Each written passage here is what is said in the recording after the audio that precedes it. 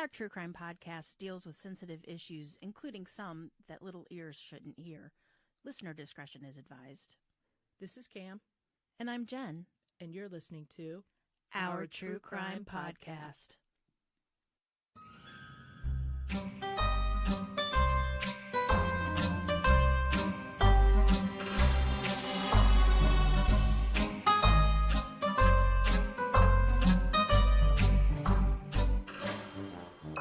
Hey, Jen. Hey, Cam, how are you? I am fantabulous. How are you? I'm doing well. So, Jen, what kind of case you got for me today?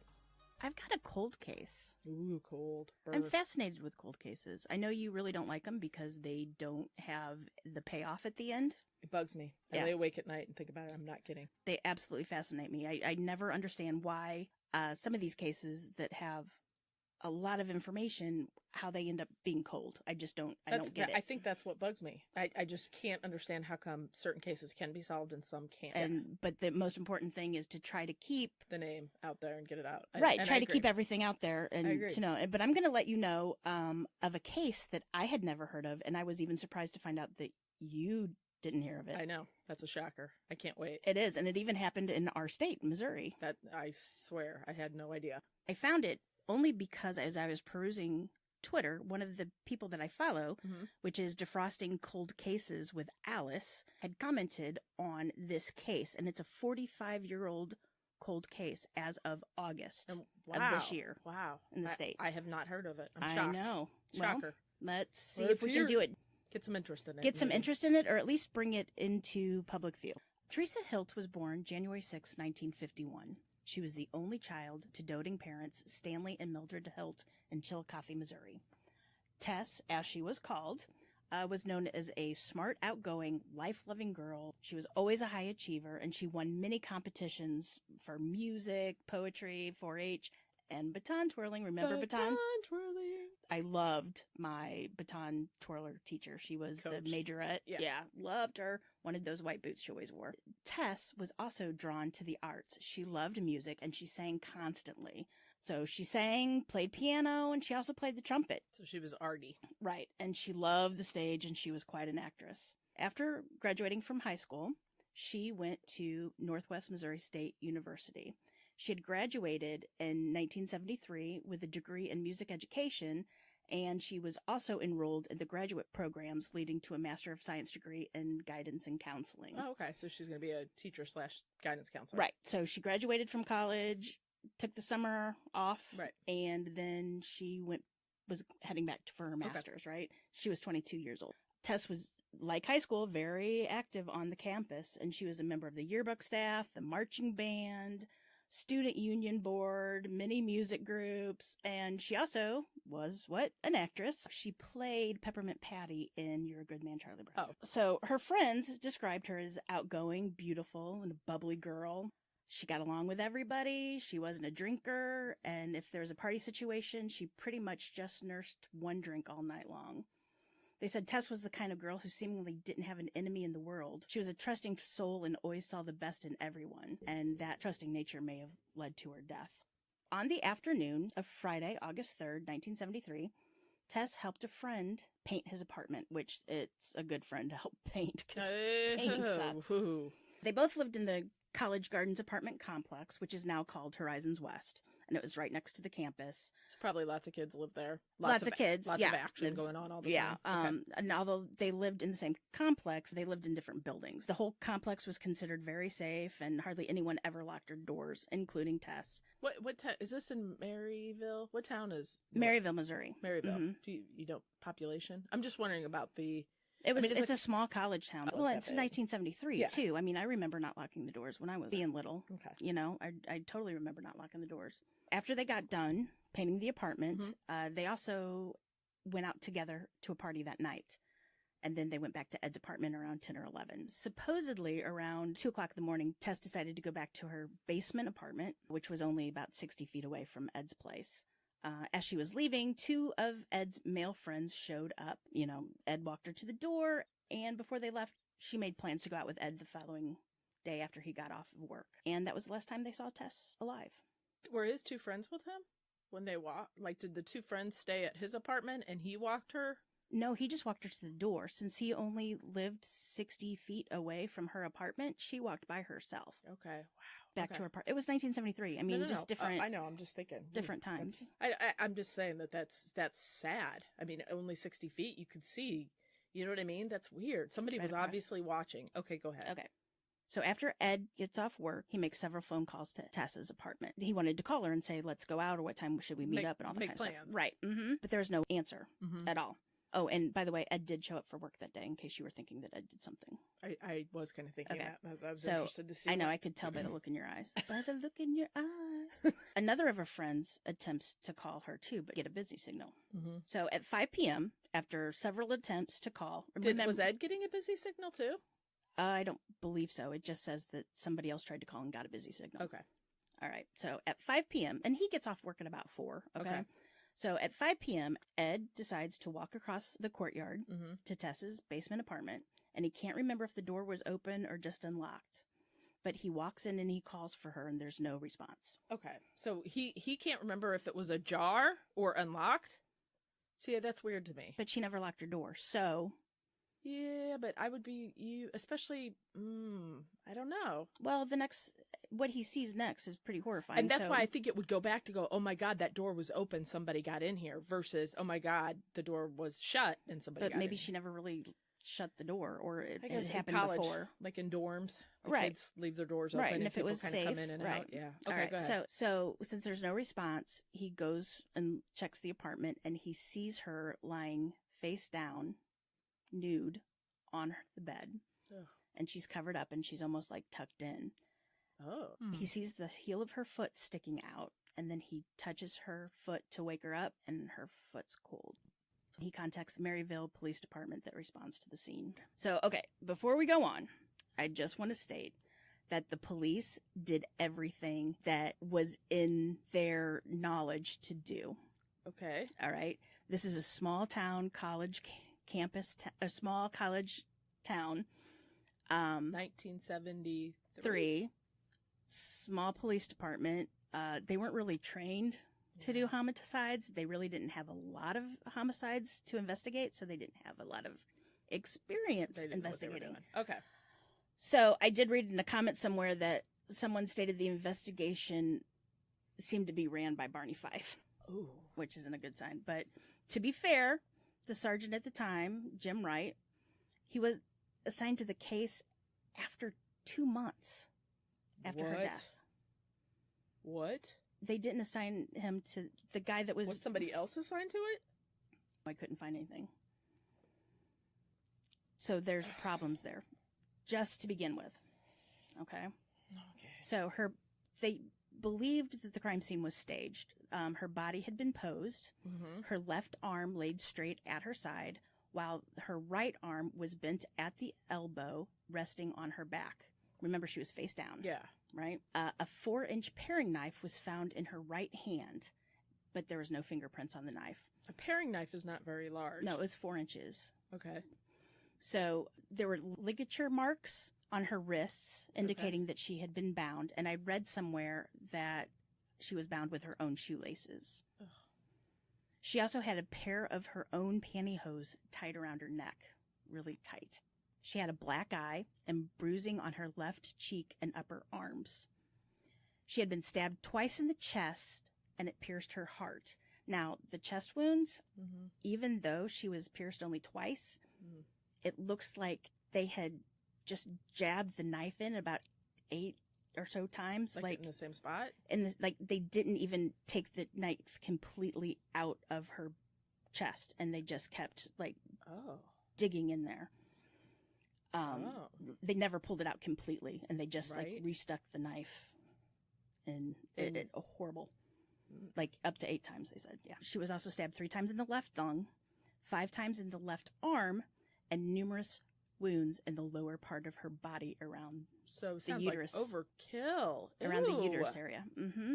Oh.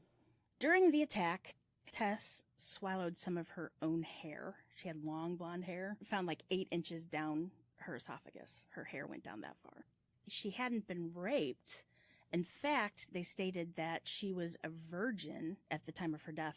She hadn't been raped, but there were signs that there was some sort of sexual-related assault that had been done to her. I think being stabbed in the uterus is pretty telling. And there was also, she had a bite mark on her breast. Early on in the investigation, Sergeant James Wright, the guy who was only put on the case 2 months after the murder, he theorized that it was a woman that killed Tess. Here's the fun part. It's so sexist in the 70s. I swear to you. One, Tess hadn't been raped. So all cases where a woman is killed, there's usually rape involved, right? Uh-huh. Mm-hmm. He said that since she hadn't been raped, it tended to eliminate a man as her assailant. Which, there's plenty of cases out there. Yeah, right? Okay. Small town, though, But 45 years later, we know better. Number 2, her apartment had been cleaned following the murder. Actually, they said when they walked in, it was clean. And he said it was too neat of a job to have been done by a man. The place looked like it had been cleaned after. Well, and he said that there had to have been quite a struggle. Given all the wounds to her body, it had to have been a struggle. So that somebody did clean up the blood? That's what they think. Okay.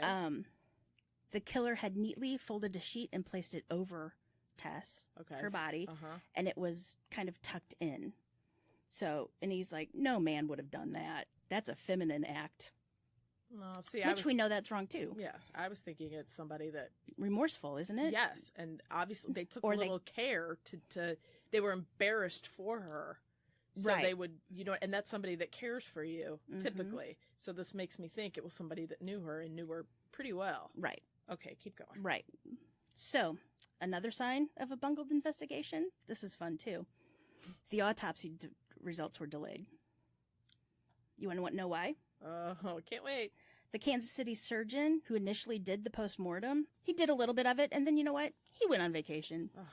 He took a 7-day vacation. Are you kidding me? No big deal. I'm sure he had it planned. Can't lose that deposit. Are you kidding me? No, he then came back and then he finished the whole thing. So, and here it is. The autopsy report has never been released in full, so we really can't say the cause of death. And I've read it was many different things. Of course, she was stabbed in the heart gets nicked, or it's usually always fatal.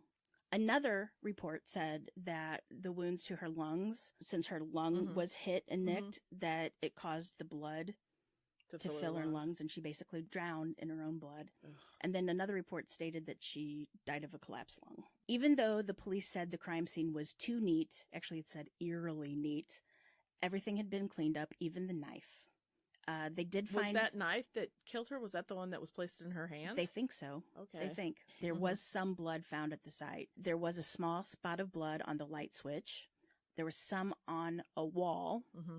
And there was a paper napkin that also had a bit of blood on it. Other things that they had brought into evidence, there was a lot of papers that they checked out, just numerous papers. One was a long list of names and phone numbers. They said it was a very long process, but each and every name was checked out, and people were interviewed. So it was in her apartment? Like, she wrote this list, or was it like... Yeah, it was maybe like a... You said she was on yearbook staff, so it might have been... Yeah, or it could have just been like a phone book. Oh, like she had a piece of paper that was like a phone book, because they didn't have cell phones that you kept all the names.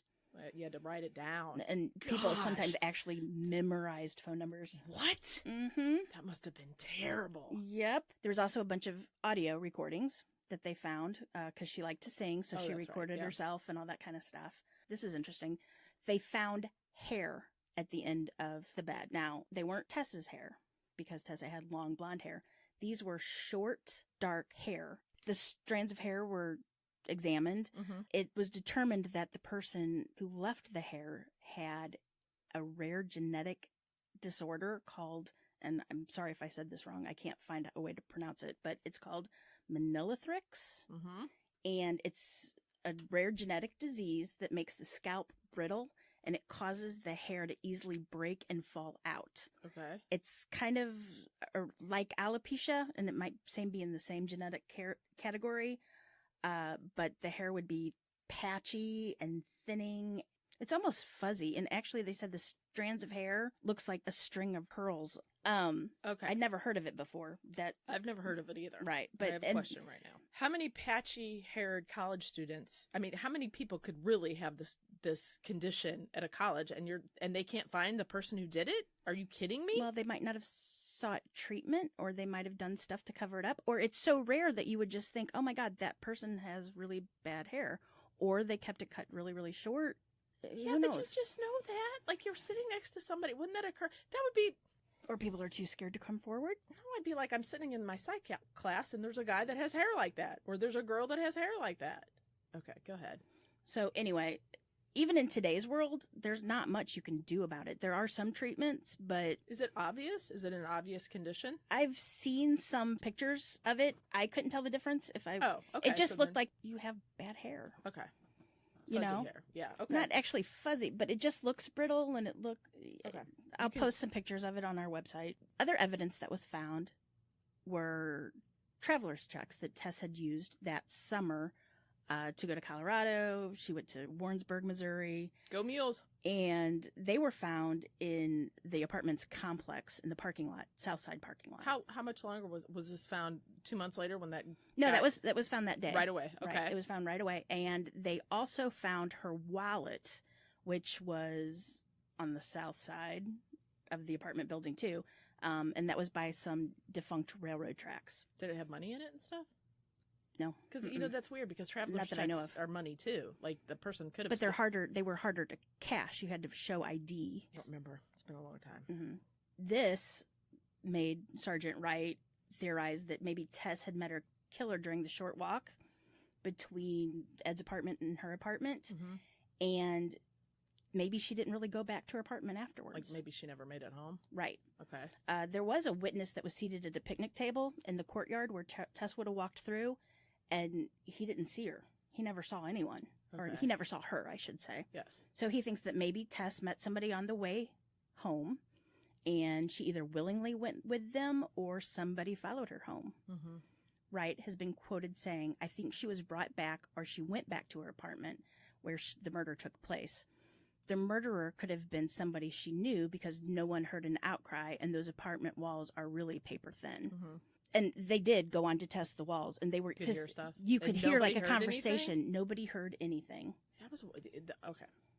I'll save that for the end. Right before Tess was murdered, her mother had visited Tess on campus. Tess had shown her this thesis she was working on, Mm-hmm. and it was huge. It was a huge file. It was about an inch thick. That was missing. The thesis was gone? The thesis was gone.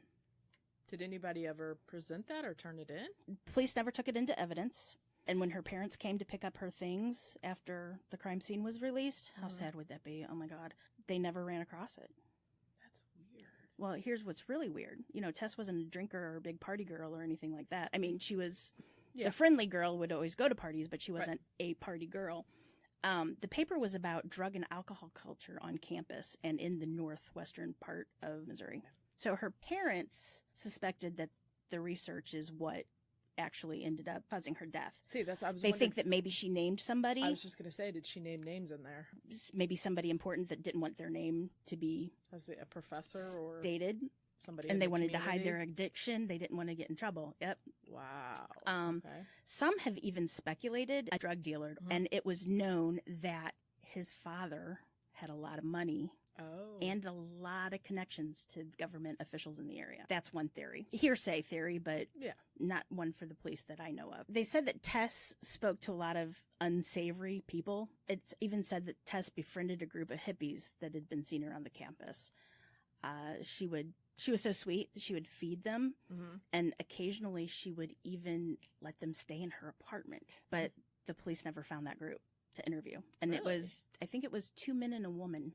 Remember how I told you they found a bunch of audio recordings of Tess singing and everything? Yeah. They also came across one that Tess described this man and mentioned that she didn't really like him, that he was really poorly groomed and he always pawed at her. It seems that some reports had come that kind of described this same man that Tess had seen, and the guy was 6 feet tall, well built, but he had black greasy hair, and he always hung around the apartment complex. Ew.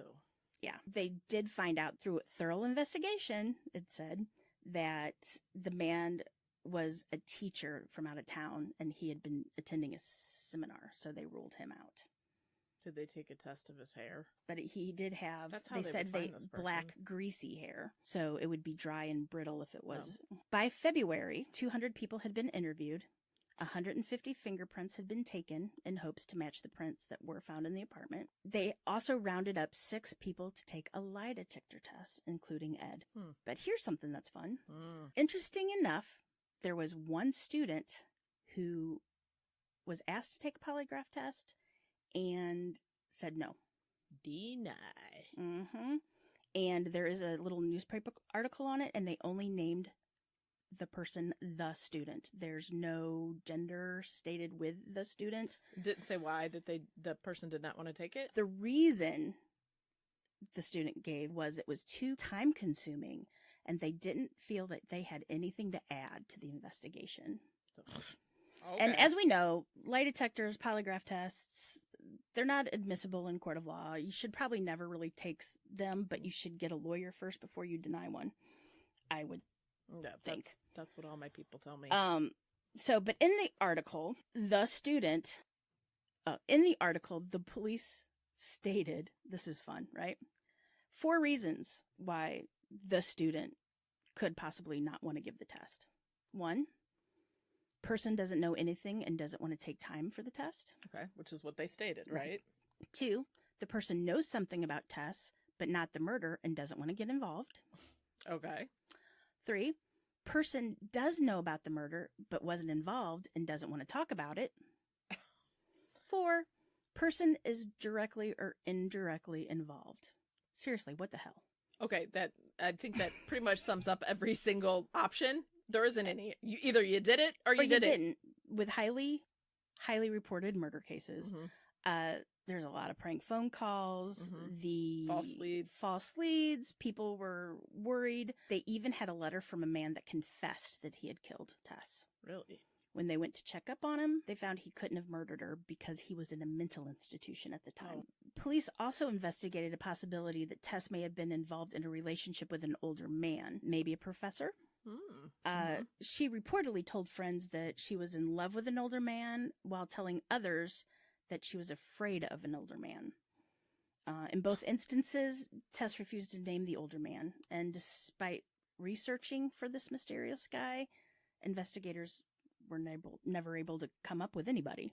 With the name, with the man, nothing.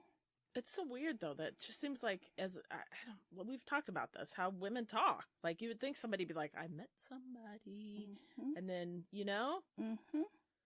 Okay, go ahead. Stanley and Mildred were asked what they thought of the investigation. They really didn't know how to feel about it. They didn't like the way it was being handled.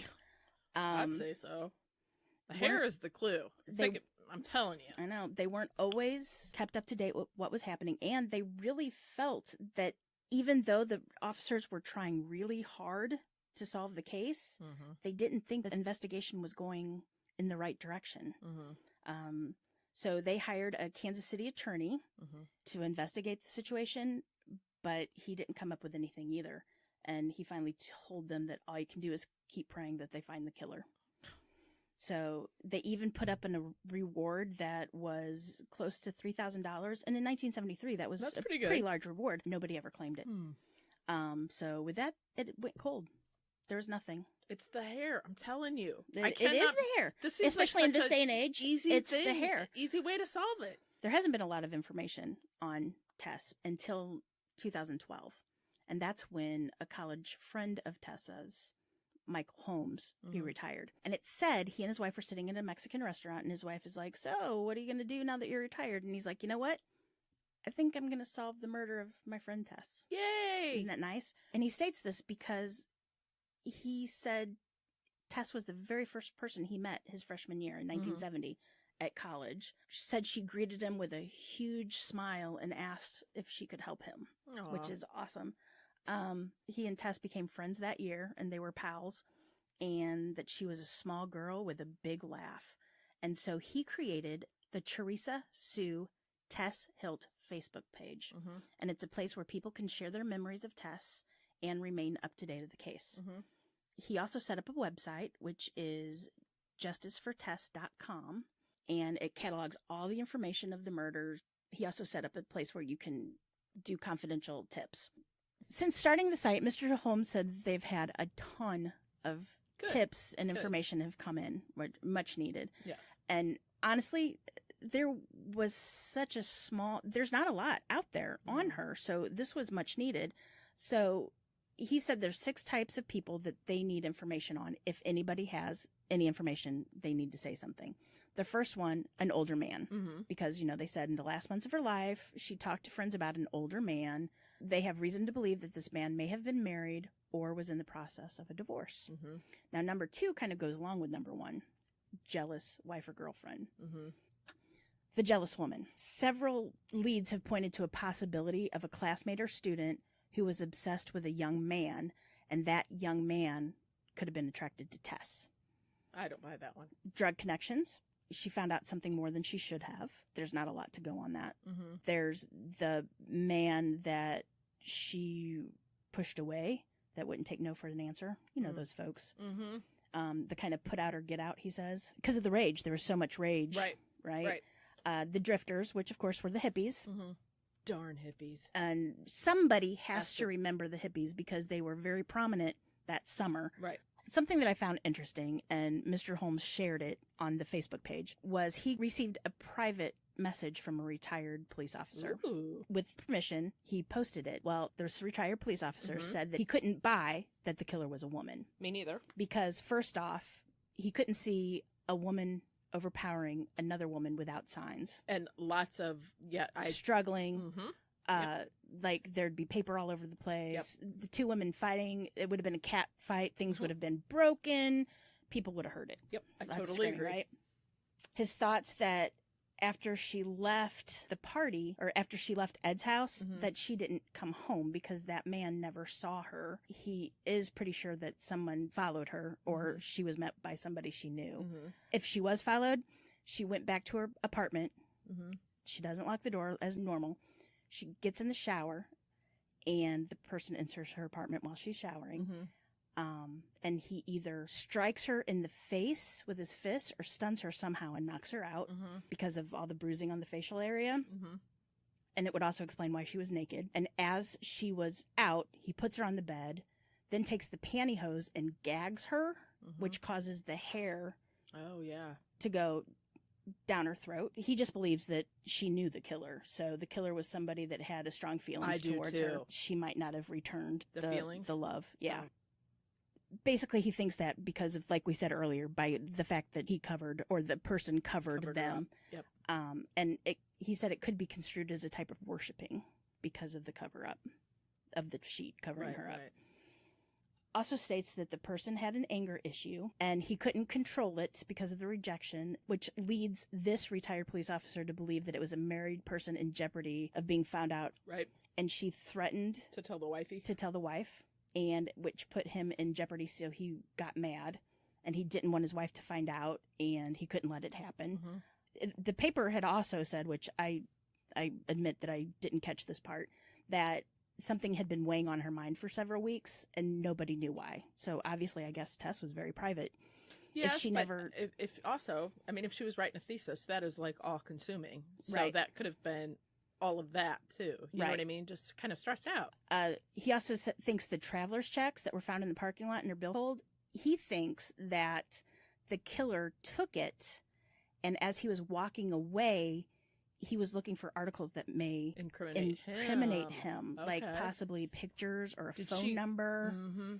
The case is still being actively investigated, despite the case being 45 years old. 2 officers have picked up the case, Ryan Glidden and Keith Woods, and they've sorted through all the witness statements and all the old police records.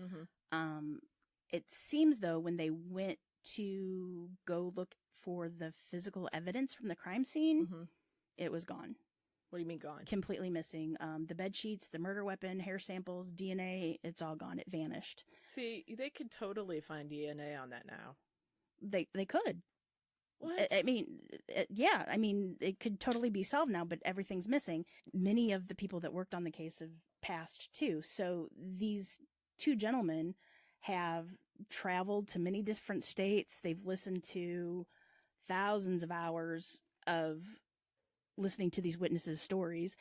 But all the stories that he's finding are community stories, like maybe gossip. Yeah, None rumors. of it can actually be corroborated with things that are in the official police report. Mm-hmm. He's investigated everything possible, even serial killer, but those turned out to be inaccurate. Glidden and Wood both believe that Tess was killed by a single person, and likely somebody that she knew, of course, which I believe you and I can come into agreement with that. Yes. But they are open to other possible ideas. There's the $15,000 reward that's being offered for information leading to the arrest and conviction of Tess's killer. So anybody that has the information is encouraged to call Glidden or Wood at 660-562-3209 or email information to tipsfortess@aol.com. What do you think? I have a theory. I don't really know. My heart says, since the thesis was missing, that it might have something to do with the drugs and alcohol in the campus. And you think? Well, they never mentioned that person could be waiting for her inside. Number two, I think covering her up means that they knew her and kind of felt some remorse after they committed that. I think stabbing her in the heart and the uterus is very telling. I think it was somebody that not only knew her, but had feelings for her, or vice versa. Mm-hmm. I think going back to the thesis thing, I think that's odd that was gone. And if you go back to maybe she was dating a professor, maybe she got some information from that professor. He said, you can't put that in there. She said, yes, I am. And it might have just escalated into a fight. Well, and it also could be that somebody that she interviewed for this paper developed a crush on her. Yes.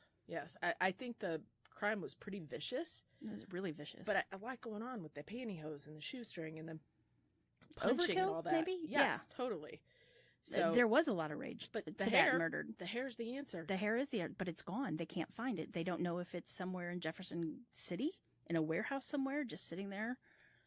It's gone. This is a totally solvable crime. It is. They just need to find that evidence. Mm-hmm.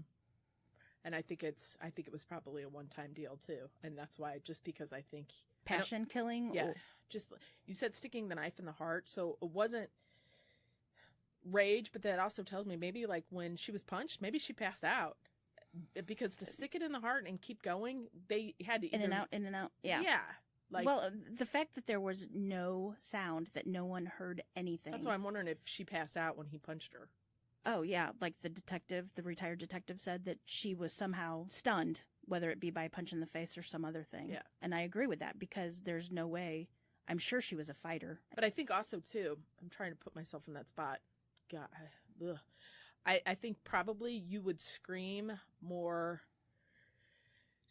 out of control if it was somebody you didn't know, because a person that you did know, I think it would be more like, what are you doing? What are you doing? Not scream. But the police even said that they tested the sound, and you could basically hear that there were conversations going but if on. You were sleeping. But they didn't say, that's true, but they didn't say that you could actually hear the conversations. You just that you could hear that there were conversations. Yeah.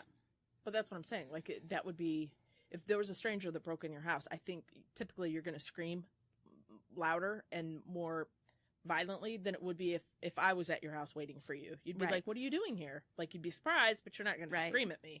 So it kind of indicates. I would probably scream at you. You would. If it was 2 o'clock in the morning, yeah. Yeah. But you know what I'm saying? So that just kind of leads me to believe that they knew each other. Like, they had to. If they were in the apartment, yeah. Yeah. And I think being stabbed in the uterus, there's something personal there, because if you're really going to go kill somebody, you know what you have to do. You have to hit a major organ, right? Right. And also has to be a man. But she had like stab wounds in her arm too. So that could have been defensive wounds, though. That might have started if they can't say which happened first. That's true. You know, because that heart would have knocked her out pretty quick. So I would say that the other stab wounds, if she would have gotten. If the stab to the heart would have happened, she would have gone quick. Mm-hmm. If it was anything else, it would have been a slow, painful death. Right. So, and I think that if it was a woman that did it, it would be with a gun. I just have to believe that. But in 1973, you think? You think? Yes. Yeah. Well, you know, I just don't think because Missouri has that. Somebody once said that Missouri has, instead of the show me state, it should be called shoot, shovel, and shut up. Well, yeah. I don't, because I think that's too risky. If you're going to go and fight with somebody, you know what I mean? Yeah. You want to end it. And that, if you were pretty comfortable with but the fact also, that you could take a knife to somebody and you were going to win, that tells me that the person's bigger than the other one. And another thing that leads me that it could be a woman is if the hair disease that she had, she could be wearing a wig to cover up the patchiness. So they wouldn't know her. Yeah, that's true. Right. If I had some information, I'd rather be like, hey, I'm going to tell you this, do with it what you will, but now it's off my chest and I can sleep at night. No, I totally would turn anybody in. And I wouldn't turn you in. Oh, I'd turn you in. Thanks, Jen. Yeah, I'd turn in my kids. I'd turn in my husband. You would not turn me in. Yeah, I would. No, you wouldn't. I'd visit you and I'd maybe make you a cake with a file in it. Thanks, Jen. But I'd turn you in because I couldn't live with myself. You always say you'd help me hide the body. Well, I'd help you hide the body, but then I'd turn myself in and get immunity. Wouldn't you just try to talk me into turning myself in? No. Because there might be a reward. Whatevs. No, anyway. So anyway, that's the case. That was good. It was interesting. It's totally solvable, which bugs totally me. solvable. Bugs me. Those bugs me totally. so bad. So I wish all good luck to Mr. Holmes and the police officers. Tell us where all the links and all the information that you found will be on our webpage, and where else can the good people out there find us? Our Twitter, you can find us on Twitter. Our handle is at Our True Crime Pod. You can email us at ourtruecrimepodcast@gmail.com. And check out our webpage. Or www.ourtruecrimepodcast.com. My kid tells me it's so uncool that we say the www. Well, you don't have to do that anymore. She tells me. But here's the deal. If you don't do it, you don't get put to the website. Hey, I'm just saying. All right, buddy. Thank you. Thanks for listening. If you like this episode, please leave us a 5-star review. Actually write something out too, and let us know, and we'll send you a little something for doing so. Also, tell your friends. Word of mouth is awesome. Also, if you'd like to see us cover a case, just drop us a line and let us know about the case, and we'll do a little legwork and see what we can come up with. Or if you want to do the legwork, that would be even better. Yeah, just send us what you want us to say. That'd be great. All right. Anyway, we love you. Have a good week, people. And keep passing open windows.